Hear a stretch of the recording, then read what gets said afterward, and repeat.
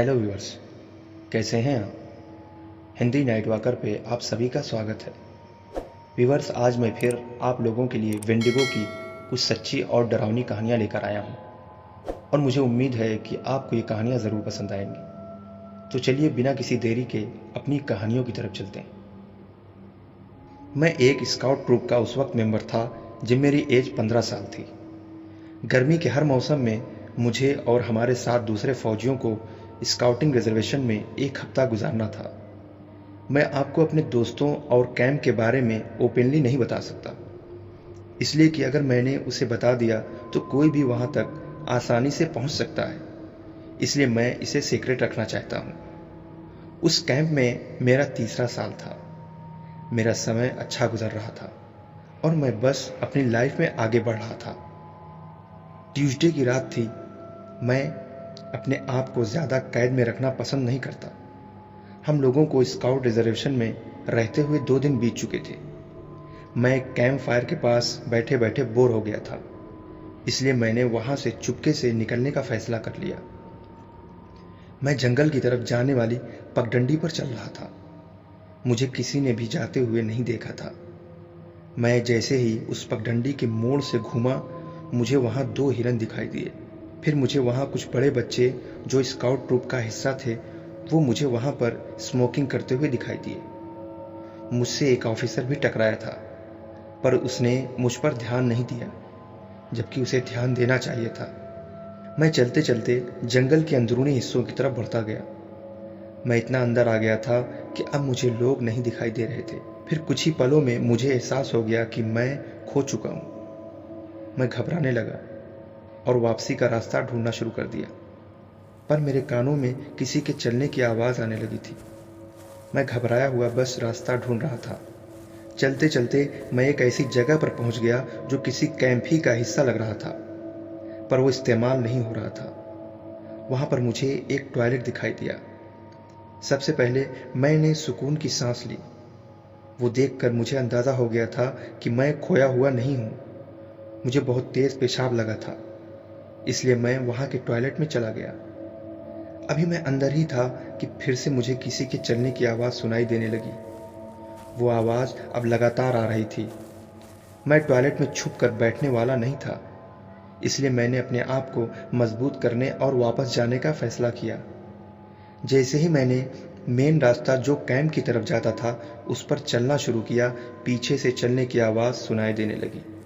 वो आवाज़ कुछ अलग थी, किसी इंसान की चाल नहीं लग रही थी। मैं दौड़ पड़ा था और पीछे से उसके कदमों की आवाज़ लगातार आ रही थी। फिर अचानक उसकी गरज कुछ धीमी आवाज़ में सुनाई दी। हमें कैंप में बहुत से जानवरों के बारे में बताया जाता है जिससे कैंपिंग के बीच सामना हो सकता है। उन जंगलों में बहुत से जानवर थे जिनके बारे में हमें बताया गया था, पर यह कुछ अलग था जिसके बारे में ना तो हमें बताया गया था और ना ही मुझे कुछ इसके बारे में जानकारी थी। अब मुझे कैंप दिखाई देने लगा था। फिर मैंने हिम्मत जुटाकर भागते हुए पीछे देखने का फैसला किया, जो कि मेरी लाइफ का सबसे गलत फैसला था। पर जब मैंने उसकी तरफ टॉर्च जलाई तो मैंने ऐसा कुछ देखा जो आज भी मेरी आंखों में बसा हुआ है। शायद वो मेरे दिमाग में हमेशा के लिए रहे। उस टार्च की रोशनी ने एक लंबा और पतला क्रीचर दिखाया जो कम से कम 9 या 10 फीट लंबा था और इतना पतला कि मैं उसकी हड्डियों को देख सकता था, जिससे खाल चिपकी हुई थी। उसके हाथ और पांव के पंजे बड़े बड़े थे। उसका चेहरा सबसे बुरा हिस्सा था। उसके चेहरे पर एक भयानक मनहूसियत छाई थी। दांत बड़े और तेज और आंखें बिल्कुल खाली लग रही थी, जिनके गढ़ों में 2 बड़े बड़े पीले ढीले चमक रहे थे। मैं जैसे फ्रीज हो गया था। फिर वो मेरी तरफ कूद पड़ा। मैंने अपनी लाइफ में कभी उतनी तेज दौड़ नहीं लगाई थी जितनी तेज उस दिन भागा था, लेकिन उसका पंजा मेरी एड़ियों को छू गया था। मैं कैंप फायर की तरफ भाग रहा था। जब मैं उसके करीब पहुंचने वाला था तो पीछे से उस क्रीचर ने एक ऊंची आवाज में चीख निकाली, जो एक दहाड़ और चीख के बीच कोई आवाज थी, और फिर रात के अंधेरे में वो कहीं गायब हो गया। कैंप से कुछ लोग बाहर निकल आए तो मैंने उन्हें सिर्फ कुछ ही बातें बताई, पर उस क्रीचर के बारे में नहीं बताया।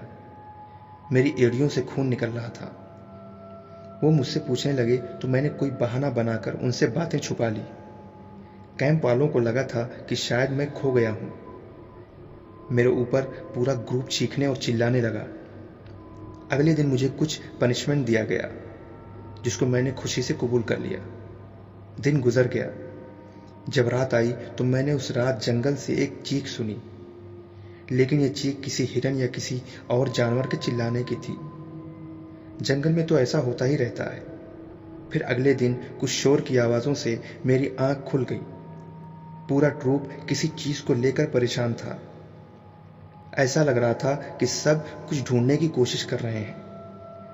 मैंने अपने स्काउट मास्टर से उसके बारे में पूछा तो उसने मुझे बताया कि नीचे कैंप से एक 16 साल का लड़का रातों रात लापता हो गया है और सारे लोग उसी को ढूंढ रहे हैं।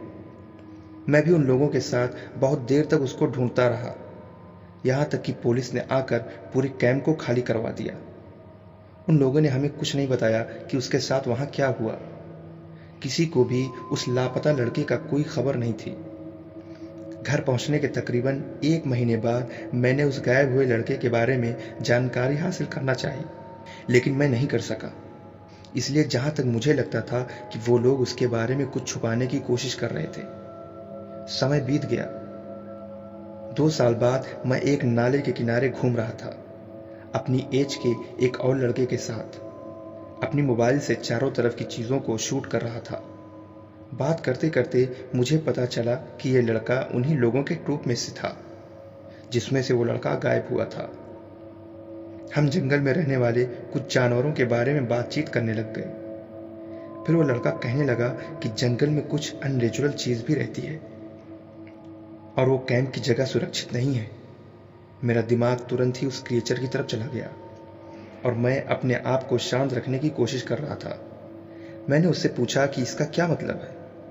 तब उसने मुझे बताया कि उसके ट्रूप ने उस रात जब देखा कि वो लड़का कहीं नजर नहीं आ रहा है, वो बगैर कोई सुराग छोड़े गायब हो गया था। बात फौज के इर्द गिर्द तेजी से फैल गई। मैं जग गया था। कई घंटा ढूंढने के बाद उसके असिस्टेंट स्काउट मास्टर और कुछ दूसरे बच्चों ने कैंप के हिस्सों से काफी दूर एक पगडंडी पर उस लड़के की लाश बुरी हालत में पाई। उसकी हड्डियां बिल्कुल सेफ थीं, लेकिन मांस उतरा हुआ था। उसका पेट फटा हुआ था और उसके धड़ का हर अंदरूनी हिस्सा फट चुका था और बाहर था। उसका गला भी किसी ने नोच डाला था। उसके हाथ और टांगें भी खत्म हो चुकी थीं। इसलिए पुलिस को बुलाया गया था। उस केस को अच्छे से छानबीन करने की जरूरत थी। इस घटना के बाद कैंप खाली करा दिया गया था, जो आज तक खुफिया है। मेरे नए दोस्त की अपनी कहानी सुनाने के बाद मैंने उसे उन जंगल के बारे में वो बताया जो मेरे साथ घटा था।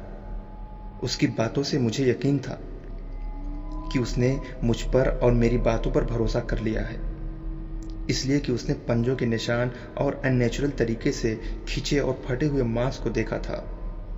इसलिए उसे यकीन था कि मैं सच कह रहा हूं। मैंने आज तक किसी को उस रात के बारे में नहीं बताया था कि कहीं लोग मुझे पागल न समझें, पर आज अपनी बातें बताकर मुझे बहुत सुकून मिला था।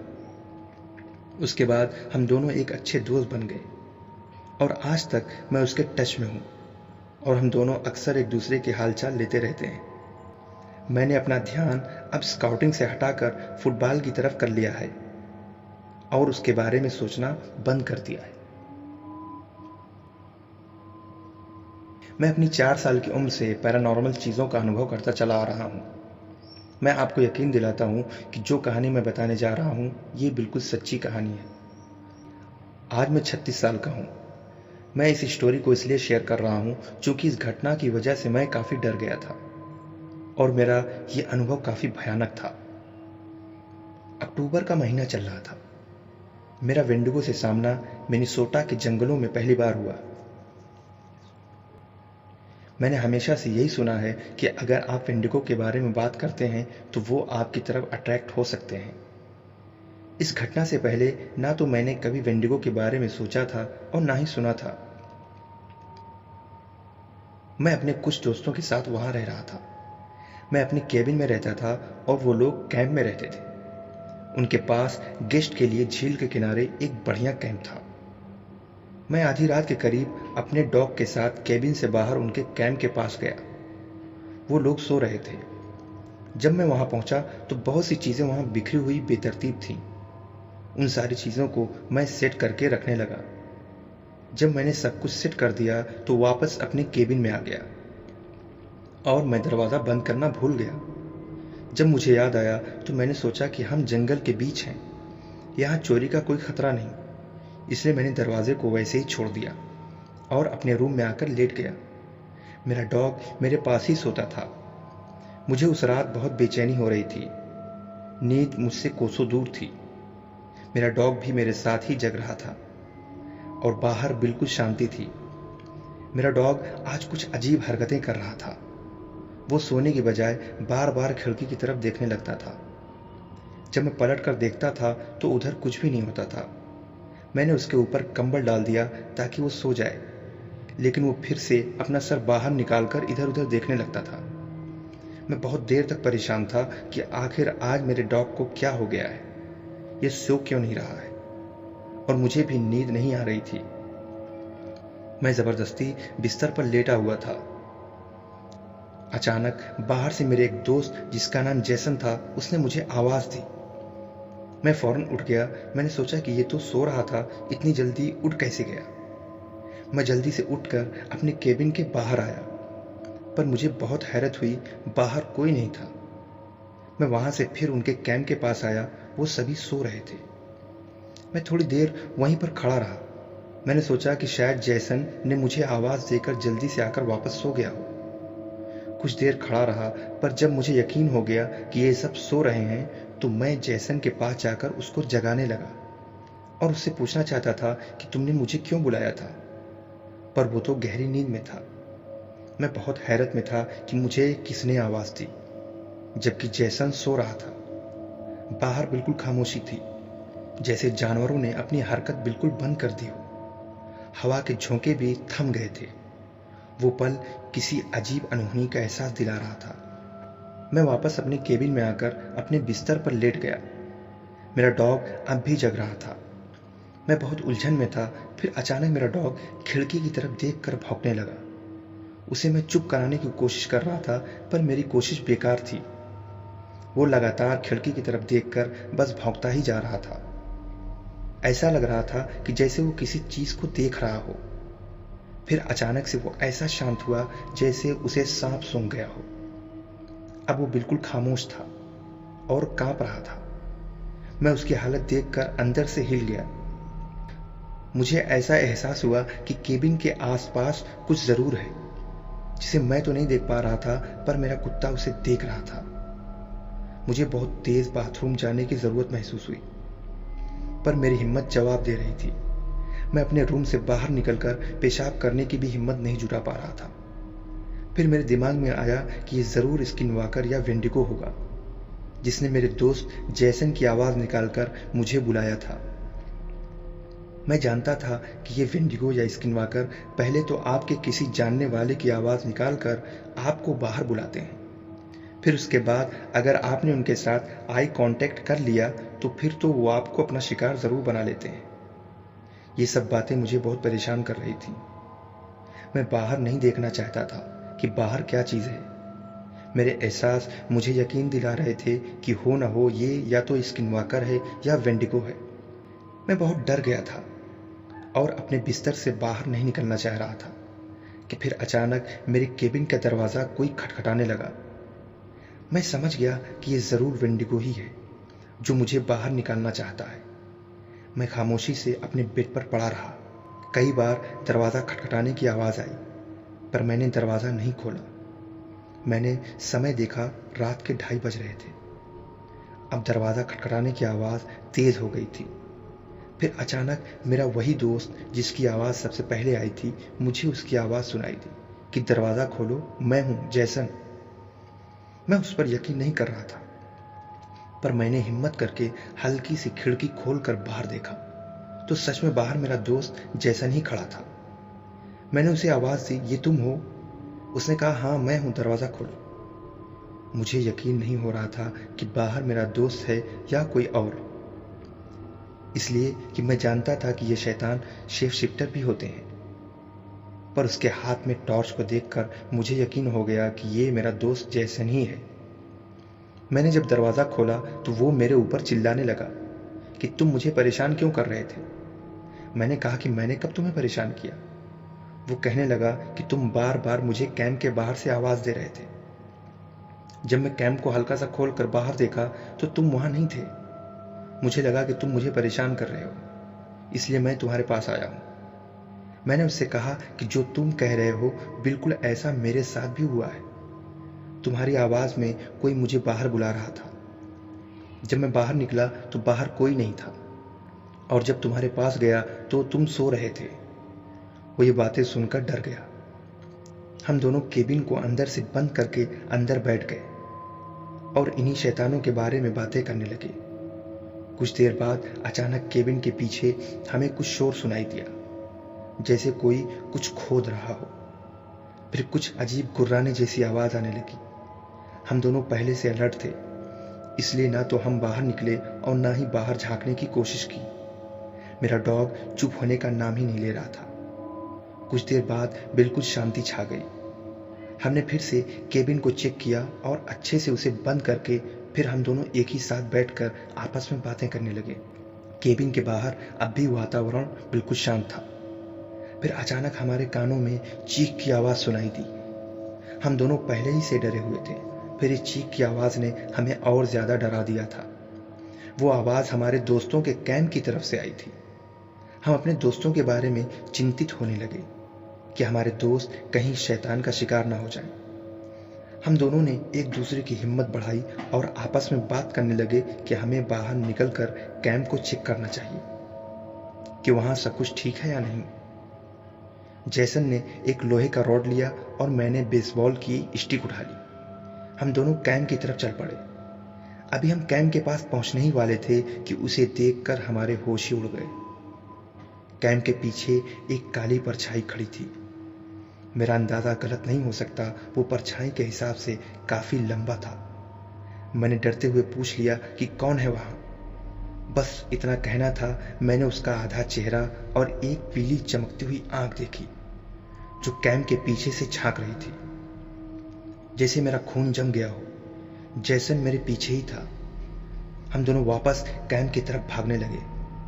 कैंप ज़्यादा दूर नहीं था। हम दोनों जल्दी से कैंप के अंदर घुसकर दरवाजे को अच्छी तरह से लॉक कर दिया। वो हमारे पीछे आया था, पर हम उसके हमले से बाल बाल बच गए थे। हम दोनों कांप रहे थे। मैंने अपने दोस्तों को कॉल करने की कोशिश की, पर किसी ने भी मेरी कॉल पिक नहीं किया। सब बेखबर सो रहे थे। ऐसा लगता था कि ये विंडिगो सिर्फ मेरे पीछे ही पड़ा हुआ था। मैंने सुन रखा था कि ये कैंप के अंदर जाकर किसी पर हमला नहीं करते, बल्कि अपने शिकार को बाहर बुलाते हैं। इसलिए हमें उनके बारे में थोड़ा सुकून मिला। बाहर पहले से भी ज़्यादा खामोशी थी। मैंने खिड़की से झांक कर बाहर देखा। बाहर बिल्कुल सन्नाटा था। ऐसा लगता था कि इस जंगल में कोई भी जीव नहीं रहता हो। हम दोनों ने अंदर खौफ और डर के साए में पूरी रात बिता दी। एक दूसरे के ऊपर ही हम बैठे बैठे सो गए। जब सुबह हुई तो दरवाज़ा कोई ज़ोर ज़ोर से पीट रहा था। मेरी आंख खुली, मैं दरवाजे पर आया। ये मेरे दोस्त थे। कहने लगे जैसन कैंप में नहीं है। मैंने कहा कि वो मेरे साथ कैबिन में सो रहा है। फिर हमने उनको रात की सारी बातें बताई। शायद वो दिन कैंपिंग का हमारा आखिरी दिन था। हमने सामान पैक किया और उसी दिन उस जंगल को छोड़ दिया।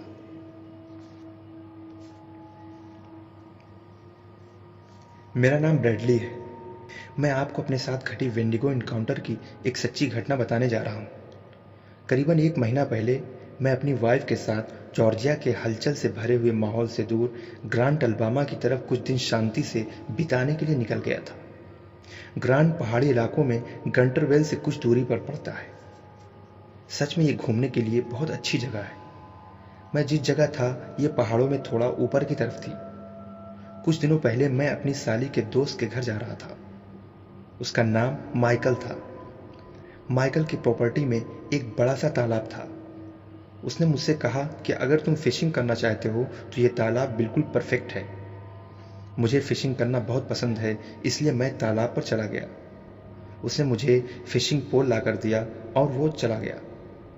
वहाँ पर सिर्फ मेरी साली थी।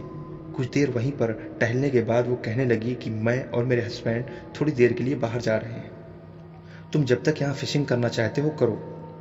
मैं तालाब को अच्छे से देख रहा था। ये तालाब जंगली पेड़ों से घिरा हुआ था, पर इसका रास्ता बिल्कुल साफ था। चारों तरफ सिर्फ पेड़ ही पेड़ थे। माइकल के पिछले पोर्च से तालाब साफ दिखाई देता था, इसलिए मुझे वहां अकेले बैठकर फिशिंग करने में डर नहीं लग रहा था।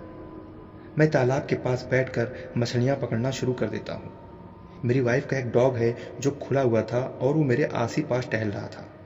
कुछ देर तक मैं मछलियां पकड़ने में मस्त था। फिर अचानक मुझे कुछ बेचैनी होने लगी। सूरज धीरे धीरे पहाड़ों के नीचे की तरफ चला गया था, इसलिए वहां कुछ अंधेरा हो गया था। मेरी बेचैनी कुछ बढ़ने लगी और अब मुझे ऐसा एहसास होने लगा कि मुझे कहीं से देखा जा रहा है। मैं इस एहसास को सच साबित करने के लिए अपने दाएं बाएं देखने लगा, पर वहां किसी के होने का कोई भी सबूत नहीं मिला। फिर मैंने अपने आप को बहलाने की कोशिश की और कुछ यूं ही गुनगुनाने लगा। फिर अचानक मेरी वाइफ के कुत्ते की हल्की गरजने की आवाज आने लगी। मेरा ध्यान उसके चेहरे की तरफ था, जो किसी चीज को देखकर कुर्रा रहा था। मुझे कुछ खतरे का एहसास हुआ। जब मैंने उस डायरेक्शन में तालाब के उस पार देखा तो मुझे दो बड़ी और पीली आंखें चमकती हुई दिखाई दी, बिल्कुल छोटी लाइट की तरह, बिल्कुल पीली चमक रही थी। वो कोई सूरज की परछाई नहीं थी। सूरज तो पहाड़ों के पीछे जा चुका था। कुत्ता लगातार उसे देखकर भौंके जा रहा था। फिर ये दोनों आंखें ऊपर की तरफ उठने लगी। वो खड़ा हो गया था और इंसानों की तरह अपनी पिछली टांगों पर मेरी तरफ बढ़ने लगा। उसका चेहरा तो साफ नहीं दिख रहा था, पर उसके पैर और हाथ काफी लंबे थे। वो दाईं तरफ से मेरी तरफ बढ़ रहा था और घर की तरफ रास्ता साफ था, जो कि लेफ्ट साइड में था। इसलिए मैंने अपनी जान बचाने का अच्छा मौका देखा और उस डॉग को लेकर घर की तरफ बहुत तेजी से भागा। और घर पहुंचकर मैंने सारे दरवाजे और खिड़कियां अच्छे से बंद कर दी और कुछ देर अंदर रुका रहा। बार बार मैं बाहर झांकने की कोशिश करता रहा, पर हर बार वो बाहर मुझे दिखाई दे रहा था। मेरी कार में मेरी राइफल थी, पर मैं वहां तक जाने की हिम्मत नहीं जुटा पा रहा था। कुछ देर तक वो मेरे घर से थोड़ी सी दूरी पर खड़ा था, लेकिन फिर वो कहीं गायब हो गया। मैं अंदर कुछ समय के लिए अपने आप को बंद किए हुए था। फिर पिछला दरवाजा खोलकर मैं अपनी कार की तरफ बढ़ा। धीरे से दरवाजा खोलकर मैं ड्राइविंग सीट पर बैठ चुका था और अपनी गन को कंधे पर टांग लिया था। पर जैसे ही मैंने गाड़ी स्टार्ट की, लेफ्ट साइड से कोई चीज चीखती हुई मेरी तरफ बढ़ी। मैं उसकी तरफ देखे बिना ही गाड़ी भगाता हुआ वहां से निकल गया। मैं अपने गॉड को थैंक्स कहते हुए अपने घर की तरफ जा रहा था। मैंने इसके पहले भी वेंडिगो के बारे में बहुत सी बातें सुनी थी, पर इस घटना ने मुझे बहुत ज्यादा भयभीत कर दिया था। इसलिए मैं आपके साथ इस स्टोरी को शेयर कर रहा हूं, ताकि आप भी कभी अकेले जंगली एरिया में मत निकलना, और अगर निकलना तो हमेशा अलर्ट रहना। तो व्यूअर्स, ये थी आज की हमारी कहानियाँ, और मैं आशा करता हूँ कि आपको ये कहानियाँ ज़रूर पसंद आएगी। धन्यवाद।